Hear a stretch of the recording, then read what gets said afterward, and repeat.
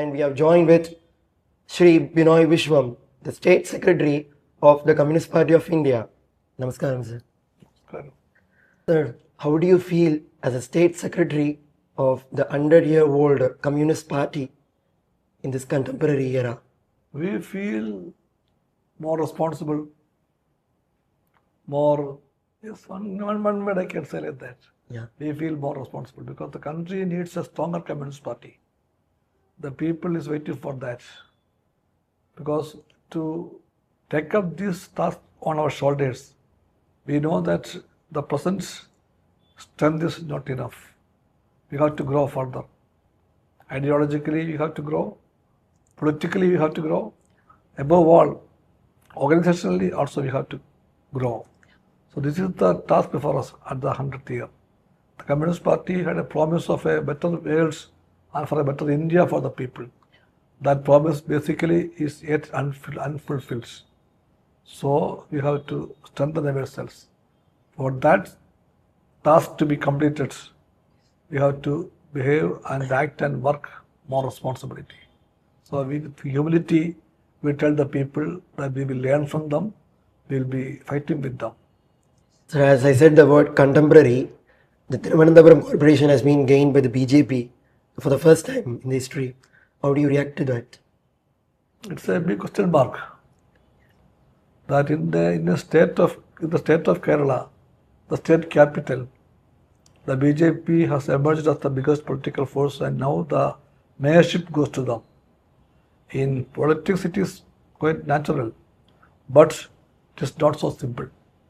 A political party with such a very narrow fascist ideology, with always talk about majoritarianism and which talk about the minorities with all contempt, and such a party has come to the fore in the corporation of Trivandrum is a big challenge, and we all should learn the lessons out of that.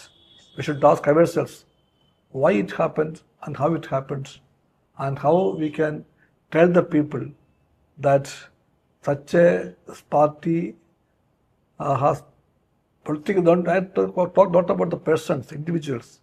That ideology of that party is not going to help the state and the people, because they always talk about divisive tendencies. They want to divide the people. When the country has to march forward together, unity is the watchword today, and the BJP is not for that unity. They want to divide the country as per Hindus, religions or Muslims in such a way, and such a party is not the need of the hour today.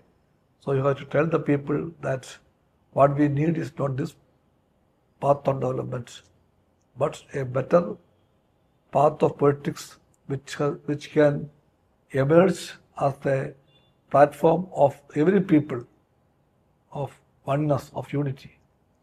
Through Mahatma Gandhi rural development schemes name change, how do CPI react to that? That is what we are telling always. This is the threat posed by this ruling regime at the Delhi center, now in Trivandrum also. That ideology, that political party has no concern for the Mahatma Gandhi. Only you remember what Godse said. When the trial was going on in the court, he was telling that I have nothing against Mahatma Gandhi. I know that he was a great human being. But we thought, you use the word we thought that each moment that he lives in India will be a threat for the existence of the Hindus of this country. So, not existence, interest of the Hindus of this country. So, according to him, to safeguard the interest of the Hindus, he shot at Mahatma Gandhi. What was the crime of Mahatma Gandhi? He thought of Ishwar, Allah, Tere Naam. He were telling Hindus and Muslims and Christians to live as one and brothers and sisters. That is what made them to think that Mahatma Gandhi's existence on the earth will be a threat towards the interests of the Hindus. And that Mahatma Gandhi's name was taken away from the NREG scheme. And they talk about so many G's. BVG, RIMG, two Gs. So I would like to ask the initiators of this project in the new form, whom now this G denotes. I think that when Mahatma Gandhi is erased, when G's are coming in, this G in the present context, people may think and people should think that G denotes Godse, the killer of Mahatma Gandhi. Such a great scheme which provided employment for the rural poor is now killed. That name is also now killed. And some gimmicks are being made. The name of the National Employment Guarantee. They are only gimmicks. They are not guarantee. The country was expecting a guarantee. But guarantees are gone and some eyewash measures are being taken. And this is the new government's class positions. This is the government's economic positions. This is the government's concerns for the poor in the real form. We cannot accept that. So we will fight with the masses to see that the guarantees of the MGNREGA should be fulfilled to the core. Yes. Short memory, where you feel okay, somewhat happy with the moment in the parliament. My experience in the parliament is of 6 years. It was worthy experience. I could see India in its real form. I could see the new Indian challenges in the real form. And I could see the Indian Parliament is no more a representative body of the Indian people. And there I could see a large number of people are not representing the common people there. They are themselves big corporate houses.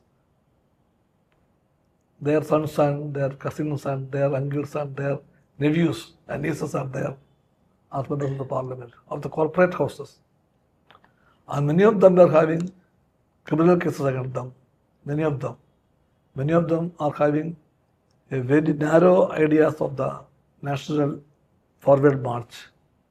So such a parliament cannot be a real representative body of the Indian people, because the constitution was having a promise in its preamble that we, the people of India, having solemnly resolved to constitute India a sovereign, democratic, secular, socialist country. Socialist, Democratic country. democratic. For that nation, such a parliament has to change a lot.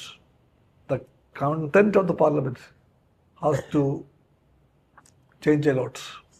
That's my feeling. How do you see between Congress leader Sonia Gandhi and her daughter Priyanka Gandhi?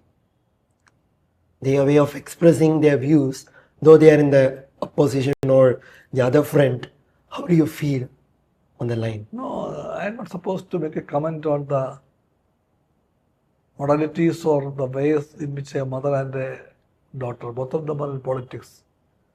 Both are leaders of the oldest party in the country.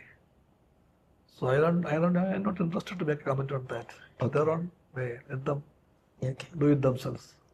So because we people expect a new woman leader from the CPI or CPIM, the national level. What procedure needs to be fulfilled so that we can expect a woman leader from the In party? the Indian society, for long ages, the women are treated as lower. For the Communist Party, that understanding is not acceptable.